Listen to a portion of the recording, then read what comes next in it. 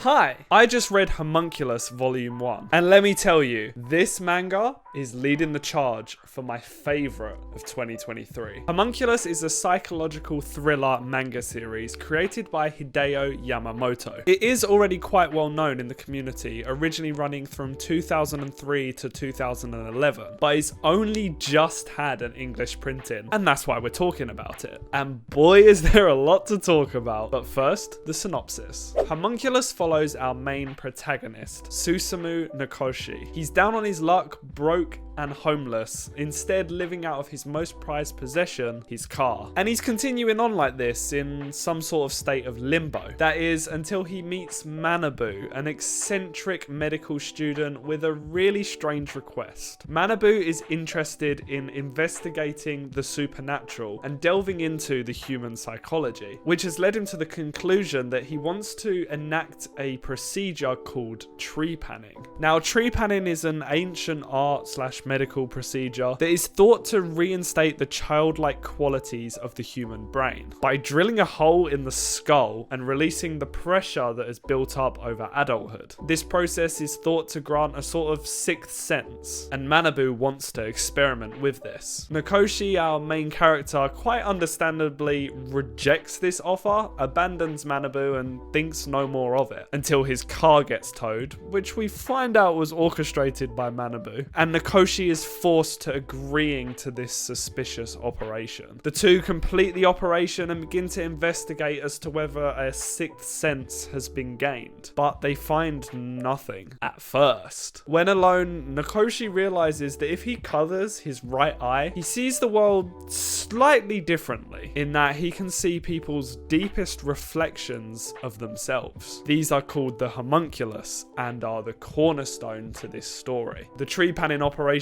worked, but what exactly did it do? And that's what we're going to find out.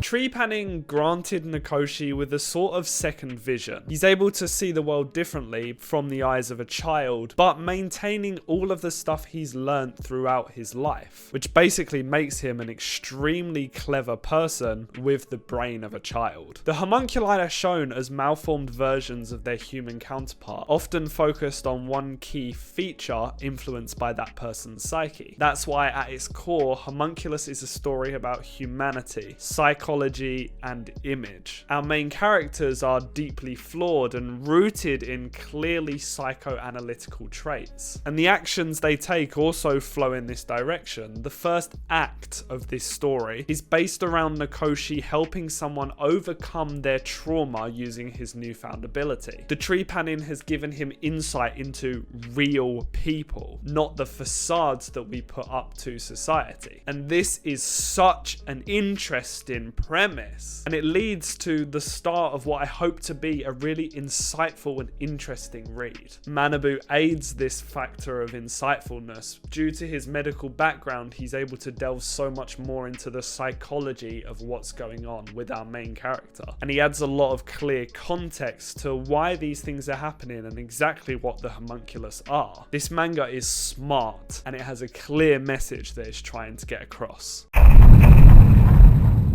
We don't know much about the main character Nakoshi, and that's kind of the point. However, we're drip-fed information about the life that he used to lead and his distaste towards the life he has to lead now. He's homeless but won't sleep anywhere but his car. He's broke but he won't share the food of the other homeless people. And he doesn't stay where they stay, instead situating himself perfectly in the middle of their world and his old world. He's someone who clearly has a tragic or bad background, whether that be accidental or his own causing. Going further, Manabu explains that the homunculus are actually reflections of not only the person who he's looking at psyche, but also his own psyche. So it will be interesting to see why he's manifesting himself in these ways. Our first act, as I've already spoke about, shows this. Both Nakoshi and the person he's interacting with have both had tragic events happen, very similar tragic events happen, villain, and they both tackle it together. I think the mission of our protagonist is going to be to cure the homunculi by allowing themselves to come to terms with the feelings and memories that they've hidden away in their subconscious. And in doing so, we as the reader will learn more about Nakoshi as Nakoshi learns more about himself.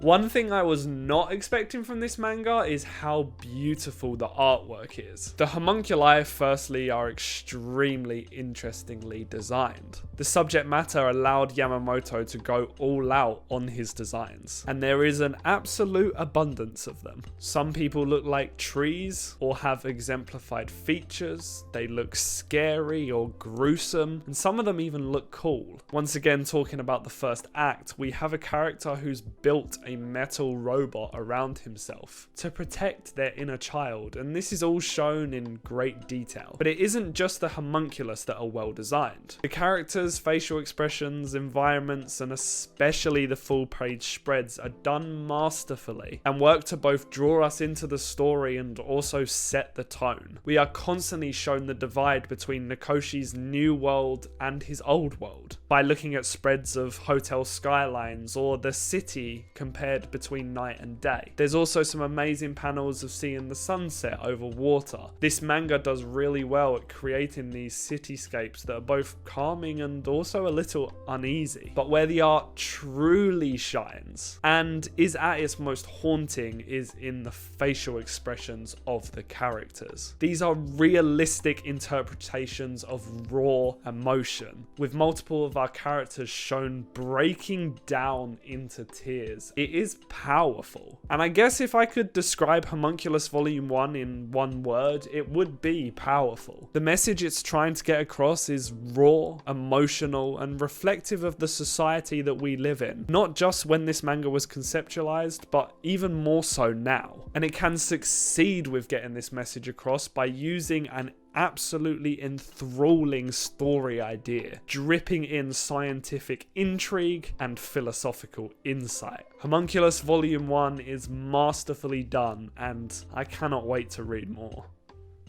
Yo, thanks for watching. I hope you guys enjoyed this video about Homunculus Volume 1, one of the best things I've read all year, if not ever. I'm so glad this finally got an English printing so that more people can enjoy it, and if you liked what I talked about today, you can pick up your own copy using one of the links in the description, and if you do that, it helps the channel out at the same time. If you've already read Homunculus, I want to know your thoughts down below. Make sure you don't leave any spoilers, but let's talk about this series and what you guys think of it. While you're down there, you can also like, subscribe, and hit that notification bell to be alerted every single time that I upload. And if you're not sick of seeing my face already, you can click one of the videos on the left and right of me to be taken to something a little bit different. However, if you don't do that, thank you guys so much for watching, and I'll see you in the next one. Bye bye.